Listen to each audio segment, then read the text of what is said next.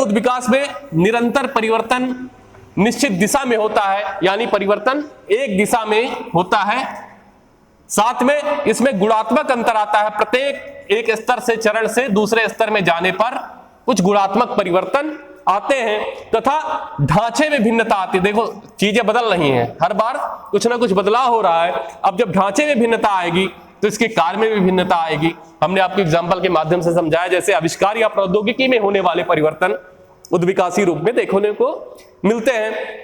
साथ में उद्विकास की विशेषताएं हैं कि समाज को क्रमिक और निरंतर परिवर्तन के रूप में देखता है तथा यह दृष्टिकोण मानता है कि समाज एक स्तर से दूसरे स्तर में प्रवेश की एक स्वाभाविक रूप से प्रवेश करता है। जब स्वाभाविक रूप से प्रवेश कर रहा है तो आवश्यक रूप से वह अपने अतीत के साथ जुड़ा होगा, क्योंकि अपने आप वो आगे बढ़ता जा रहा है तो अपने अतीत को साथ में लेकर के आगे बढ़ेगा।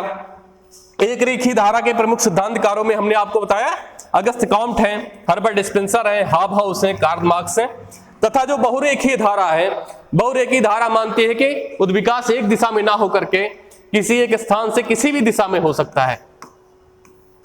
तो ये बहुरेखीय धारा है उद्विकासियों की। उनमें प्रमुख रूप से जूलियन स्टीवर्ट और माइकल एम पेज का नाम लिया जाता है। अब देखते हैं अगस्त कॉम्ट जो है, जो एक रेखीय धारा के उद्विकास कार्य सिद्धांत हैं, वो क्या कहते हैं उद्विकास के संबंध में। अगस्त कॉम्ट ऐसे उद्विकासी हैं जो मानते हैं कि पूरा का पूरा समाज कुछ अवस्थाओं में होकर गुजरा है, कुछ चरणों में होकर गुजरा है। तो वह यह कहते हैं कि जो भी कोई भी समाज है उसका परिवर्तन एवं उन्नति 3 स्तरों से होकर के हुई है।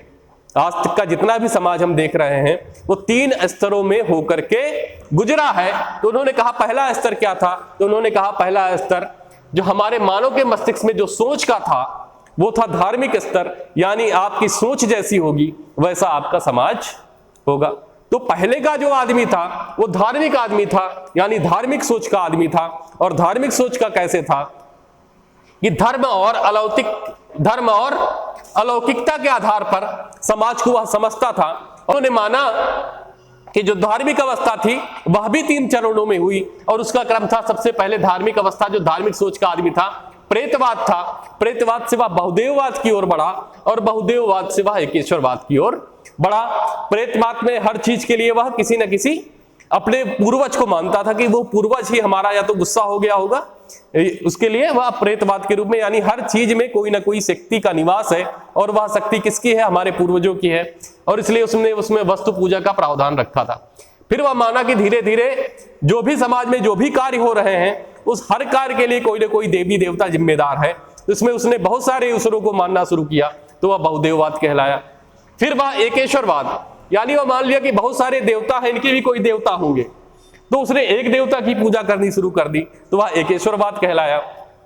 फिर कहा जब धार्मिक अवस्था का आदमी, जब धार्मिक सोच का आदमी था, उससे जब वह आगे बढ़ा तो फिर तात्विक अवस्था, यानी मानव के मस्तिष्क के चिंतन करने की एक तात्विक अवस्था आई और इसमें यह वह क्या है, क्यों है, कैसे है जैसे प्रश्नों को करना शुरू कर दिया था। यानी वह समझ रहा था कि अगर बारिश हो रही है, बरसात हो रही है तो क्यों हो रही है, बरसात होती है तो क्या होगा इसमें, ऐसे तो उसके सोच आ गई थी।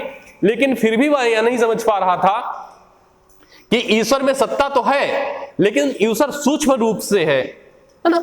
और इन प्रश्नों का उत्तर वो बहुत ज्यादा ज्ञान ना होने के कारण नहीं दे पाता था, लेकिन वह सोचना कम से कम शुरू कर दिया था। इसलिए इस अवस्था को हम कौन सी अवस्था का नाम देते हैं, तात्विक अवस्था। और जो सबसे आखिरी की अवस्था थी जिसे अगस्त कॉम्ट ने प्रत्यक्षवादी अवस्था या वैज्ञानिक अवस्था कहा, इसमें व्यक्ति को कोई भी काम हो रहा है तो क्यों हो रहा है और उस घटना के पीछे के कारण क्या है, ये सारी समझ आ गई थी तो उसे उन्होंने क्या नाम दिया, प्रत्यक्षवादी अवस्था। जैसे कि आजकल का हमारा समाज है ये तार्किकता के आधार पर सोचता है या ईश्वर में शक्ति है यह मानता है, लेकिन हर चीज के लिए ईश्वर को जिम्मेदार नहीं मानता, हर चीज के कार्यकरण प्रभाव को देखता है और फिर इस प्रकार से वह वैज्ञानिक या प्रत्यक्षवादी अवस्था के रूप में मानते हैं। तो वैज्ञानिक आधार पर सत्यता की खोज करने का प्रयास करता है आज का आदमी। वैज्ञानिक पद्धति का प्रयोग करता है जिसमें अवलोकन और वर्गीकरण है, वह देखता है और उसके हिसाब से उसका क्लासिफिकेशन करता है और क्लासिफिकेशन के आधार पर फिर निष्कर्ष लेके आता है जो कि सत्य होता है। हर चीज को ऐसे हवा में बात नहीं करता है। और घटनाओं के अध्ययन में जो वही घटनाओं को प्रमुख रूप से मानता है जो घटनाएं प्रत्यक्ष रूप से देखी जा सकती हैं। साथ ही वैज्ञानिक तर्क के आधार पर, कार्यकारण संबंधों के आधार पर घटनाओं को देखने और समझने का प्रयास करता है।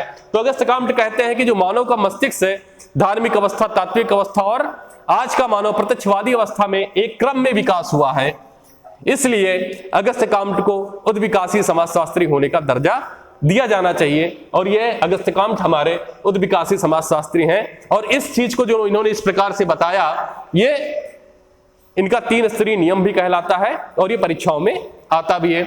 अब अगस्त काम्ट के बाद में हर्बर्ट स्पेंसर को देखेंगे और वह क्या कहते हैं उद्विकास के बारे में, उसको समझने का प्रयास करेंगे।